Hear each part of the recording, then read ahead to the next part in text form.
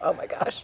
We're back. We're back, and we're here with Ronnie Order from the zoo, from the Denver Zoo. Could you tell us a little bit about your job at the zoo? Absolutely. What you do, just real quick, and then we got to get to this. Yeah. Yeah, for Right? sure. This guy's definitely the star of the show. My job is I help to run the camps program. And we have a massive summer camp program that happens for 10 weeks of the summer at the zoo. And we also have what we call mini camps, which are, make sure he's facing the right direction so he doesn't try to climb off the desk here. We have these mini camps, which are classes, basically 1 day long camps whenever the kids are out of school. So like on Martin Luther King Day, we had one. We'll have one coming up on February 20th, which is President's Day. Target? Sometimes Keto here is a little bit lazy, so he doesn't want to do it all the way. Yeah. So you'll notice he might go to this, and if I click, then he did the right thing. He touched his nose to this, the ball on the end of this target pole. And if he doesn't do that, it's like, try again harder, because he'll just get lazier and lazier otherwise. Target. Perfect. So this is something cool to use because you'll see I'm going to probably try to direct him around a little bit. Keto is an animal called a tamandua, or a southern tamandua, and he's checking you out to see if you have the mealworms. He knows they're around here somewhere. So, oh, so close. So what do you guys notice about his body? Because he's got a lot of cool adaptations and things on his body. Yeah, he's got a very long snout. He definitely does. Yeah. So if his snout is long, what do you think that probably means about him? What is he good at? Digging and Or sticking his Yeah. snout into Yeah. tiny Into, like, holes and crevices. yeah. Yeah, Yeah, because I also know Logs or he's got a pretty something. long tongue when he's eating those mealworms. Definitely, so yeah. reach a little further maybe. For sure, yeah. And what do you notice about the rest of his body? He's got some pretty long claws too. Yeah, when right? he rears up like this, you can especially notice yeah. those. So any ideas of what those might be for? Is he a digger? Climbing. Is that really pulling climbing. apart tree bark? I was going to say it again. Those are all amazing answers, and you're all right basically. So he's called a tamandua, but he's also sometimes called an arboreal or a tree-dwelling anteater. So that might give you a bit of a clue. Okay. So you guys are definitely on exactly the right track. He can use those claws to actually rip apart termite mounds, rip apart tree bark, and get the juicy bugs underneath. And so as I say that, as I'm handing him more Right. mealworms to eat, so these are basically baby beetles, so beetle larvae. So Keto here, he loves them. It's his favorite thing. So this is how we get him to do the things we want him to do at the zoo. And sometimes that can help him. It helps us take care of him. And we actually do a lot of training like that at the zoo with almost every animal. We can target train and we can do other training, and that's mostly for husbandry to help us take care of them. Let's see if I can get him to go and climb over here. He's probably not sure of this new desk. Target? Target? He's like, close enough, right? Looks kind of like a Star Wars character. He does a little does. bit, yeah. Yeah, with the weird long features. Yeah. He also seems totally comfortable on his back legs standing up. Yeah. Yeah. Yeah, That's so they can reach kind of higher. Yeah, he can definitely climb and he can reach. And one of their defense mechanisms actually has to do with those claws. So since you have giant claws, you might as well use them to defend yourself. So he can actually rear up on his hind legs and he can actually swipe those claws from wow. side to side. And that could actually help. I'm going to move over this Okay. way a little Get bit out to of your try way a and bit. get him to climb. So you can see some other his cool adaptations. He just now realized, oh, there's mealworms over here too. I'm going to go over Wait here. a minute. His tongue is so long. Yeah, exactly. So you can kind of see it. I have another device that I'll probably use in a second to show you how long his tongue is, because it's pretty awesome. His tongue is covered in like sticky mucus, basically. So every time he takes one of these out of my hand gets stickier and pastier and kind of disgusting. But it's also awesome. So How old is he? Keto's around 4 years old. I think he's close to 4 now, what I recall. Could we move him around here? Yeah, let's see. Yeah, you're just kind of behind the. Let's see if we can get him. There we go. So he's very friendly. He is very friendly. He's a very laid-back animal, actually. As long as he's got mealworms, he's pretty happy. So now that he sees, like, oh, you want me to climb? You want more mealworms up there? Maybe he will. I think he's maybe a little bit camera shy. he usually will climb immediately. Keto, target. Nope, he's more interested in looking at the mealworms that are down there right now. There you go. Like I said, sometimes he's lazy and he'll just go as far as he needs to go. Target. You can actually hear him. I don't think they can probably hear him on there, but there you go. You can actually sort of hear him sniffing around. Keto. And Can so he see well? he cannot see very well. Actually, you can see his eyes are very Oh, wow. small for the size of his body. There you go. He found them. And his nose is huge, but his eyes are pretty tiny. So in the wild, these guys would be, there you go. These guys would actually be nocturnal. So his eyes are not the thing that he would rely on. Makes sense. He mostly relies on his nose. His ears are probably pretty good because they're pretty big size, but he smells everything. And you guys might notice by now that he smells kind of bad. Not the worst, but he's kind of musky. It's that mealworm diet. Could be. They can actually probably use that in the wild to help deter predators and also maybe Okay. find each other. So you can check out this really cool appendage he's Oh, got. yeah. What do you guys think that is, or what is it for?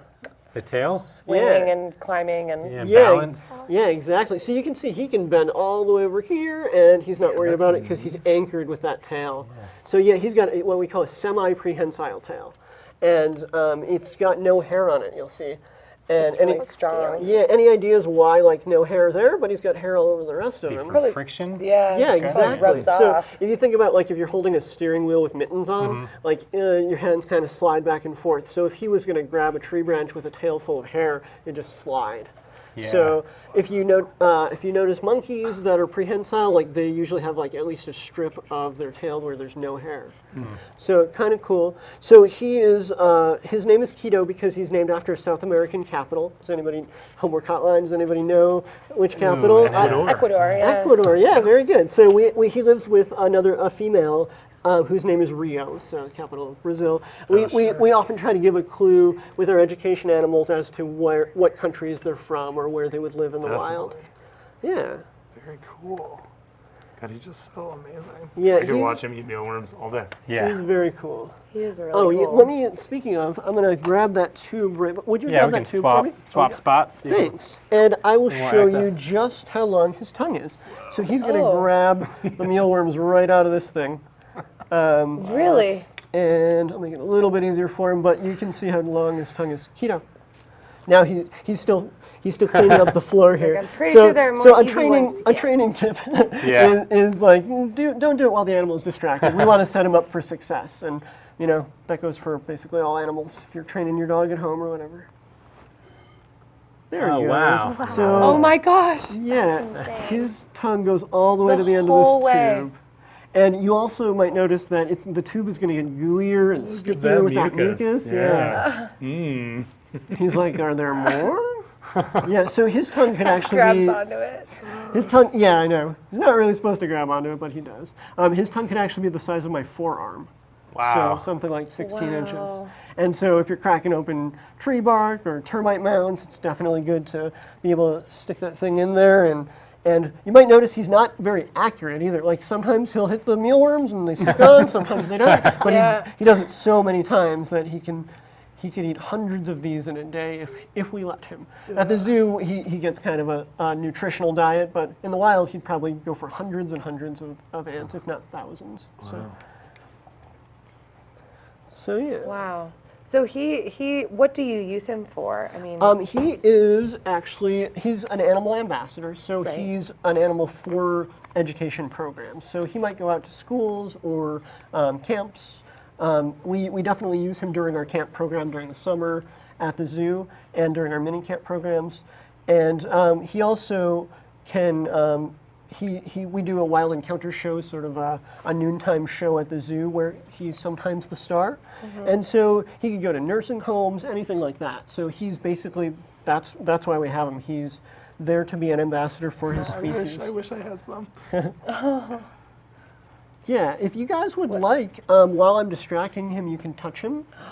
Just two fingers is what we do at the zoo. So he's probably okay since there's so few of us. You can touch him back here by his tail and maybe right here as well. Yeah. Okay. He's being very calm, so he's not worried at all. And as long as I give him mealworms, he's happy to do whatever. His girlfriend, Rio, they've actually had 2 babies. So while she was pregnant, all they would do is put worms in a tube like that, maybe a little bit of honey too to make it a little harder, more of a challenge, and just hold up the tube like this, and you can actually use a sonogram right on her belly, and she will just stand there. And so if you think about how we have to take care of animals at the zoo, the training really is to help us take care of them. So it's pretty cool. Oops, I'm dropping mealworms all over here. I'm sorry. I hope you guys like beetles when they grow up. So what else do you do conservation-wise? Oh, the zoo is involved in tons of conservation programs actually around the world. So we've been in something like 60 countries around the world, and currently we have 3 focal areas. One is right here in the United States in New Mexico at Rio Mora. Okay. And that they're focused on things like bison and prairie dogs. But in other places around the world, we have Botswana is one of our focal regions, and we're focusing on cheetah and lion and wild dog conservation. And in Mongolia, we have projects going as well. We were partnered with a place called Iknart, which is a reserve there. And we're doing all sorts of things, Argali sheep and vultures and a lot of animals there that need help, basically. And we work with the local populations and try to have those communities tell us what they need and how we can best serve them. So, for example, we have a project going on in Peru, which is not one of our focal areas, but we have kind of a cool project going on with frogs there at Lake Titicaca. And those frogs need help, and we have help from them. There's a local women's group who already did handicrafts and like as part of their native culture. And we sort of suggested, hey, what if you did crafts about the frog that needs preservation? And so sort of shift over their economy from like poaching frogs and making money like off the frogs to actually making money off the handicrafts and like tourism for the frogs and sort of like take pride in those frogs. So we do a lot of cool stuff all over the place. And money that you give to the zoo does directly benefit animals around the world in conservation. So not just the Denver Zoo. Not just Denver Zoo. Yeah. Yeah, we are a nonprofit. So we at the end of the year we don't make any money. We're happy about that. We want our money to go to the animals. Well, that's good to know. Yeah. Do you bring other animals outside of the zoo? Keto? We do sometimes bring other animals. Yeah, we have an education collection with something like 100 animals. I think there's over 100 animals in our education collection. We have a lot of birds and reptiles. We got tortoises and big lizards and all sorts of cool stuff. Yeah. And we have a lot of programs at the zoo as well, besides camp, although camp is my favorite one because I run that one. But we've got school programs, so teachers can look at our website at denverzoo.org and just, you can look up your age group. We've got basically we have programs from kids like starting from birth to all the way through college students. Oh, wow. Yeah. So I'm actually part of I'm part of a program that's run through the zoo, which is a master's degree program called the Advanced Inquiry Program. We also have one called GFP, which is the Global Field Program, and that is for people who want to get their master's degree, and part of your classes are actually taken through the zoo. Can we move this over a little bit? Absolutely. Kito, you want to go back over this way? Target? Keto, there's so many mealworms over there. He's So- like, I just want them out of your hands. I heard you had a new exhibit coming up with tigers. Oh, Can we you tell us a little do. bit about that? Our tiger exhibit is opening soon, probably around spring break, like end of March time. But we don't know specifics yet. But It's getting really close to done. It's going to be really cool. The tigers will actually be able to climb up and over where people are standing. So their Oh, wow. exhibit will be built so that you can actually walk under them as they're on a raised platform.